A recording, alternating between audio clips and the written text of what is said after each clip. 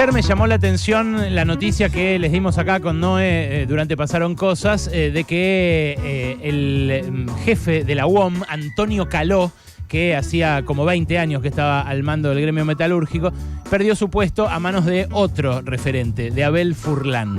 La verdad, desde la mañana se venía hablando de que no le daban los números a Caló. De hecho, es parte de la interna también del gobierno, porque Alberto Fernández pensaba ir a festejar la reelección de Caló y al final ganó Abel Furlan, que es un kirchnerista más afín a Máximo Kirchner, a Cristina, fue diputado en su momento. Entonces suspendió la visita y terminó en la nada. Pero la verdad, lo que era llamativo era volver a ver en las primeras planas, y hoy lo está nuevamente en las primeras planas, la noticia sobre un sindicato.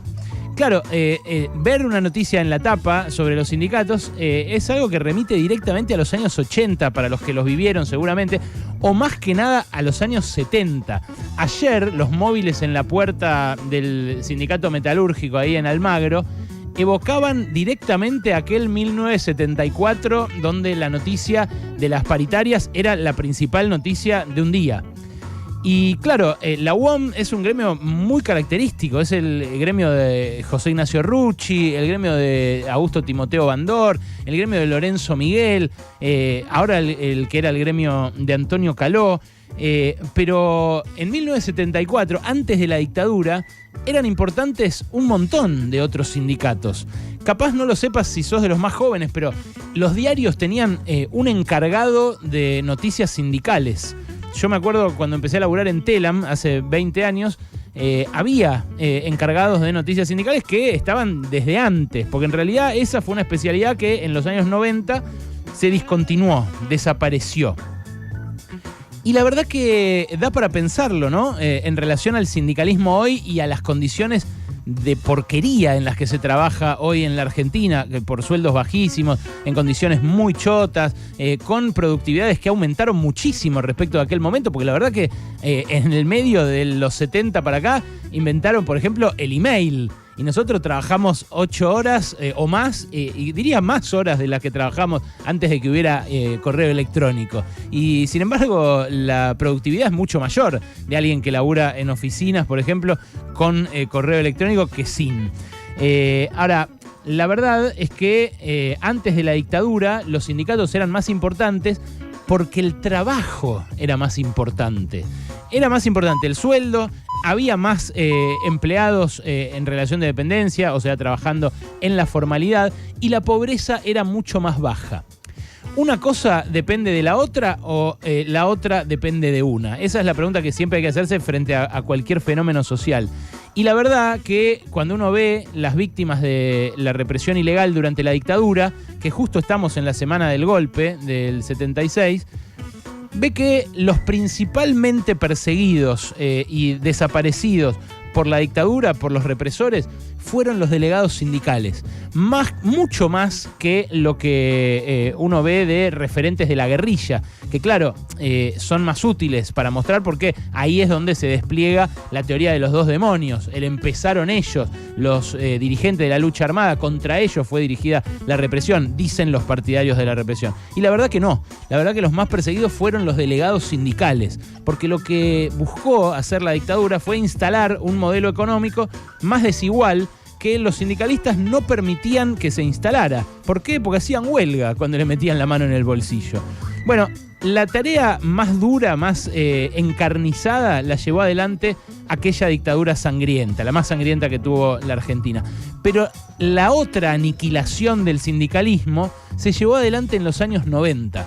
En los años 90, con el menemismo, con las privatizaciones y sobre todo con esa ola cultural supuestamente modernizadora que lo signó, el sindicalismo empezó a ser asociado con lo mafioso, con lo corrupto, con lo choto, con eso a lo cual no nos tenemos que acercar.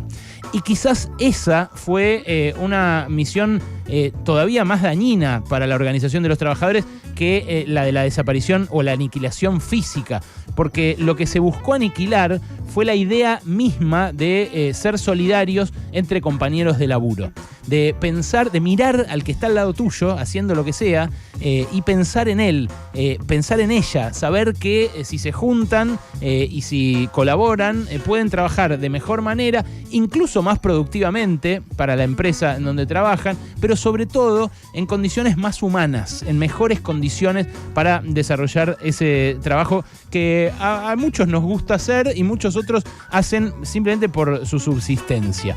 En los 90 hubo una ayuda inestimable que recibió el menemismo para esta misión, que por supuesto fue también orquestada desde Washington con el Banco Mundial y su tutela de las privatizaciones, con el Fondo Monetario, la flexibilización laboral. ¿Qué ayudó a esta aniquilación ideológica del sindicalismo? Lo que Martín Caparrós llama el honestismo. De repente se empezó a juzgar a los sindicalistas solamente por si tenían más guita o menos guita, por si robaban más o robaban menos. Por supuesto con exponentes sindicales que choreaban y que se llenaban de guita y que colaboraban con esa forma de ver al sindicalismo. Pero justo cuando terminaron los 90, lo que se podía ver cuando uno miraba en retrospectiva es esos sindicatos que avalaron las privatizaciones, que se corrompieron para que sus dirigentes fueran más ricos en muchos casos que las propias contrapartes empresariales. Esos sindicalistas vieron cómo se desvanecía también el poder de los sindicatos, cómo la gente dejaba de recurrir a ellos para referenciarse y para pelear por lo que les corresponde. Esto llegó a los niveles de desigualdad que llevó la década del 90, esa convertibilidad que, mientras desaparecían los sindicatos, mantenía con una bota arriba a los sueldos de todos los trabajadores, de distintos lugares, de distintos gremios, bajo distintos convenios. Pero la verdad es que el sindicalismo es mucho más que esas 10 o 15 caras que salen todo el tiempo en los medios de comunicación. El sindicato, como decía, son tus compañeros de trabajo, son esos a los que todos los días les pasa lo mismo que a vos. Ni que hablar que las condiciones de trabajo y los salarios siempre mejoran en países donde la sindicalización es alta. El caso particular, el más evidente, es el de los países nórdicos, que todo el mundo dice, los países nórdicos, Suecia, Noruega, miren qué igualitarios. Bueno, ahí prácticamente todos son socios o afiliados de un sindicato. Y la debilidad de los sindicatos, a la vez, está asociada a los peores niveles de la desigualdad que alcanzó el capitalismo. Estados Unidos es el caso ejemplar. En Estados Unidos, donde la frase "estás despedido" supuestamente hizo grande al país, llegó a niveles de desigualdad inéditos y obscenos, donde el salario de los 70 para acá, sobre todo, se deprimió muchísimo.